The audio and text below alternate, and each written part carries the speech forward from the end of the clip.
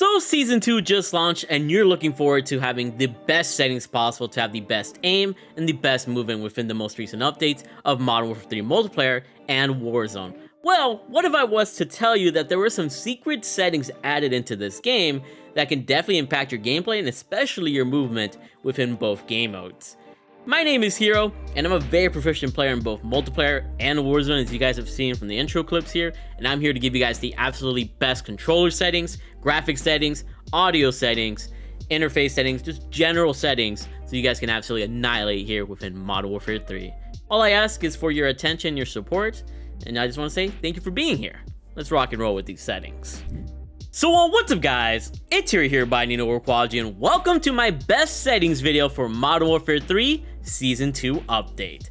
And I do want to reiterate real quick that this settings video will be perfect for anybody. If you're on console, if you're on PC, I'm going to give you guys the best settings to pretty much optimize your game so that you can go crazy and do your best here within Modern Warfare 3 multiplayer as of the most recent update. And like I said in the intro, there are some secret settings that were added into this game that I want to talk about a little bit as I go through my controller settings. So watch the whole video so you guys don't, lose sight of that purpose. If you guys are excited to see my new best settings for Modern Warfare 3 Season 2 and you guys want to be able to utilize them for yourselves, make sure you guys drop a like in the video, subscribe, and turn on those post notifications. On this channel, I upload high kill, entertaining nuke gameplays, as well as funny moments and a whole bunch of cool stuff. So if you're interested in anything, to kind of entertain you here on YouTube, you can go ahead and watch my channel. And I'm here to give the occasional tips and tricks, of course. Yeah, with that being said, I do also want to know what your KD is currently, because these settings, help you, my classes help you. Over time, you leave a comment on this video and you revisit this video later on, you can see how much you kind of progressed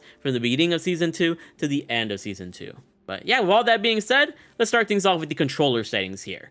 So we got our button layout here, and I do play on controller. I do not play on keyboard and mouse, so sorry to all my keyboard and mouse players. But on controller, I play on bumper, jumper, tactical, flipped here.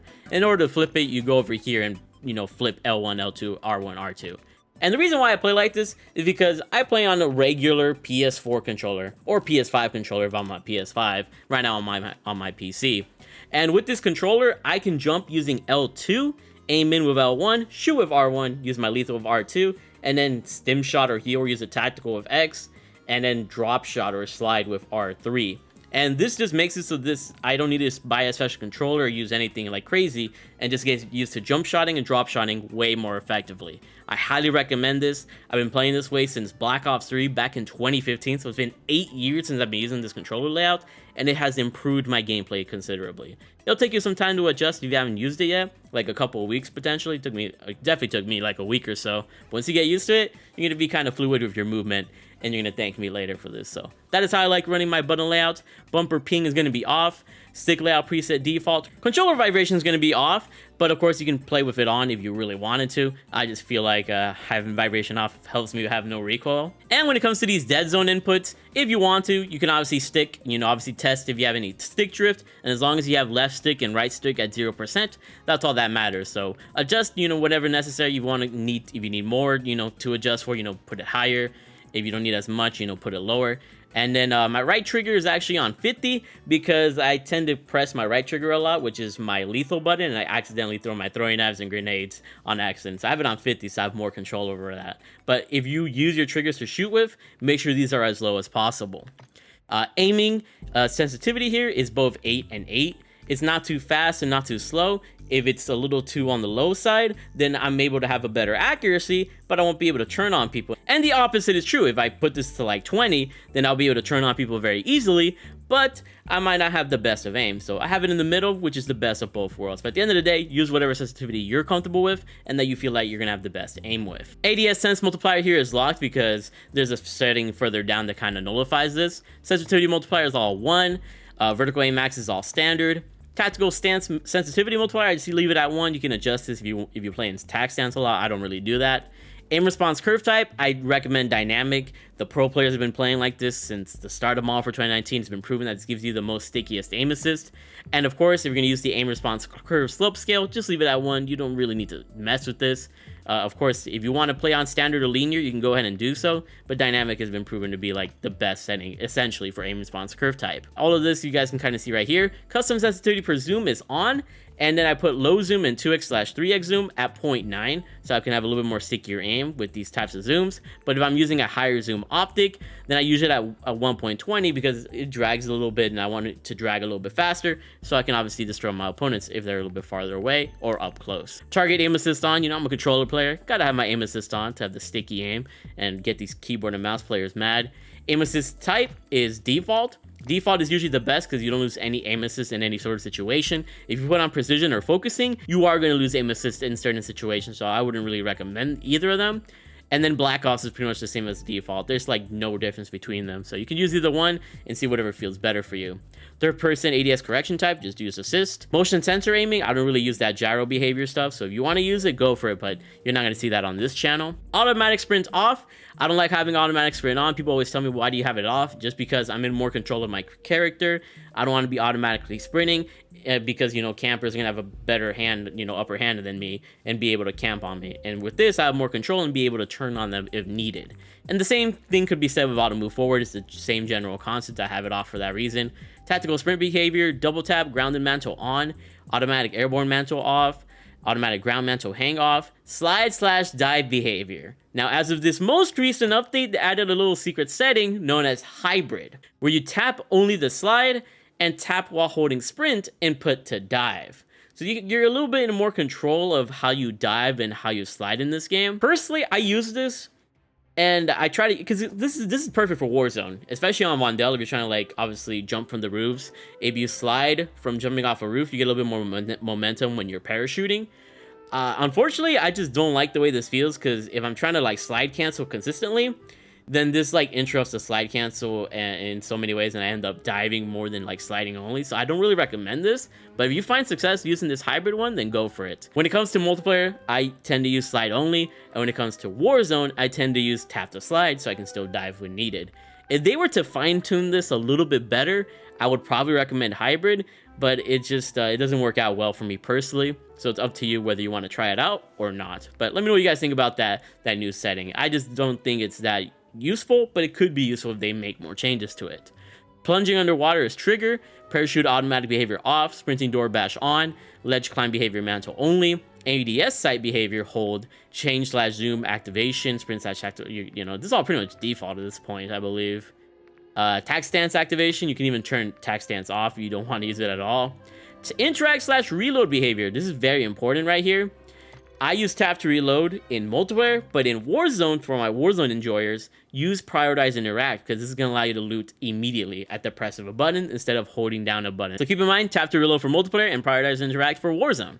Armor plate behavior, apply all, ADS stick swap off, backpack control, directional buttons, and then I think all of this here is default, and this is a new freaking controller setting as well, the akimbo behavior, which is going to help your aim technically once I tell you guys what this does. But basically, you can either choose to shoot both pistols or both SMGs or whatever you're akimboing independently, so use L1 and R1 or L2 and R2 independently to shoot each pistol, or you could just do paired and just shoot with R1/R2, and then you don't have to do anything with L1 and L2. I think paired might be useful for some people because you're able to shoot the guns at the same time, and thus you're not really left in an awkward reload behavior where you're reloading one pistol and you can already shoot with the other one, and it's just super weird.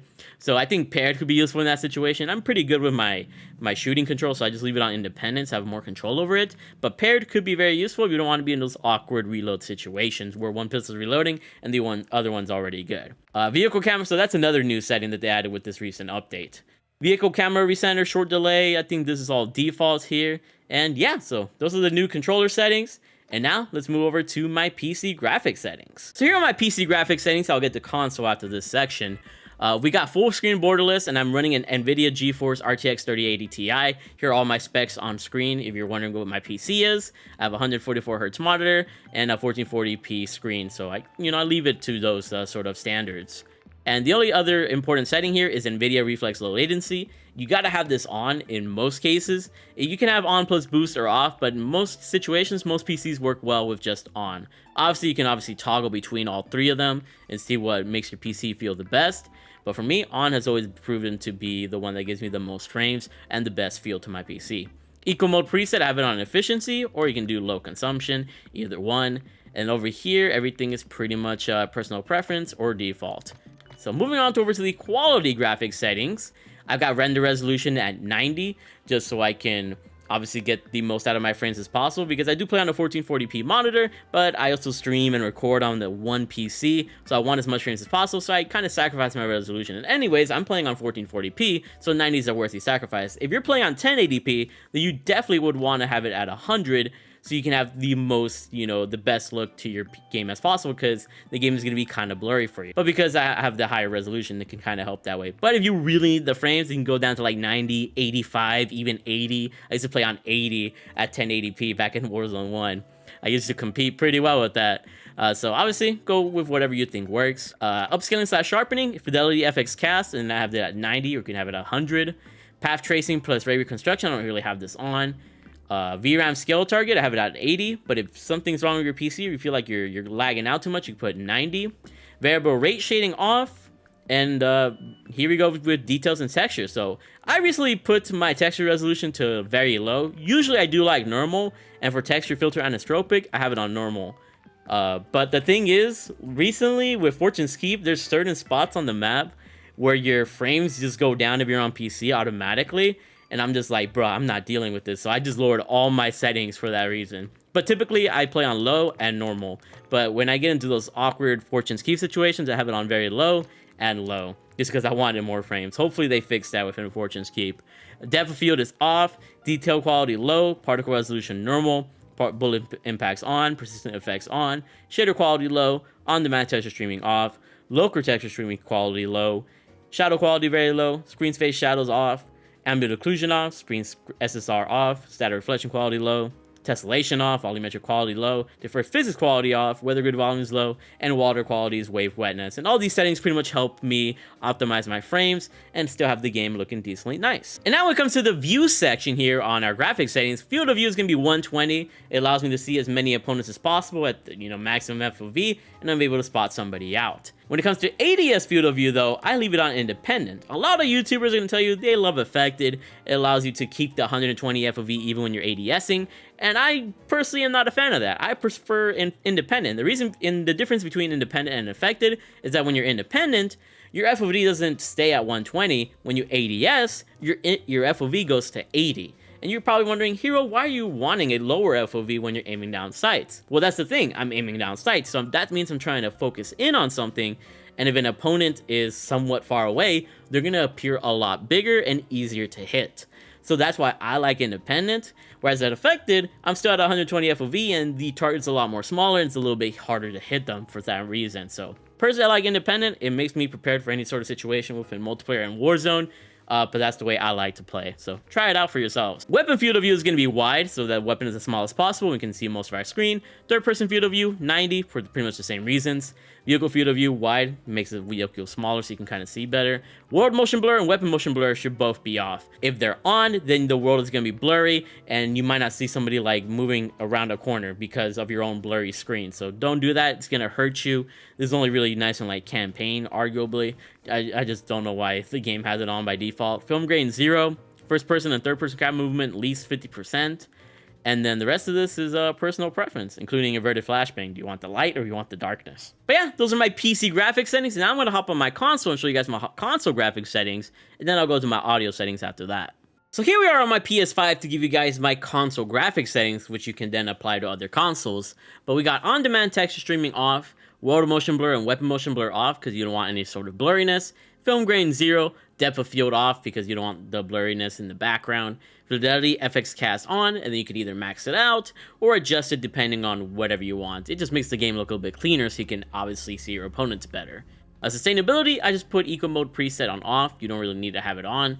And if you're on PS5 or Xbox Series X/S and you have a 120 hertz monitor or 144 hertz monitor, make sure you have this on, because this is allow you to have, you know, double frames. Instead of 60 FPS, you have 120 FPS compared to PS4 and the Xbox One consoles, which honestly people are going to be moving away from. So this is going to be the standard pretty soon. It's going to be kind of crazy.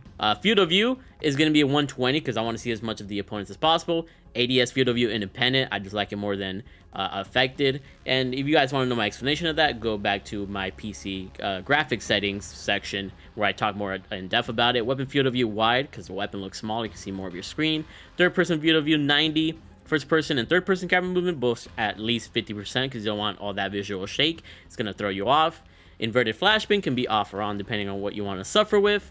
And then I think the rest here is personal preference. So yeah, with that being said, let's go back to my PC and give you my audio settings, which you can also use on console. Let's rock and roll. And now we're back on my PC, and I'm gonna show you guys my audio settings. So for audio mix, I like PC speaker just because it helps me, and ever since I switched to it, it's really helped me, you know, kind of hear out opponents. But if you're on console, I recommend headphones, headphones bass boost, or even home theater. It's kind of hard to tell the difference between all three of these just because they're all very similar, but try either one and you could probably hear opponents very easily with either one. Moving onwards, we got master game volume here at 100 and then gameplay music volume at 2. You want this as low as possible just because music is very distracting. Dialogue volume should be 30 so that you can hear callouts and everything like that and all the important stuff that may be said in game.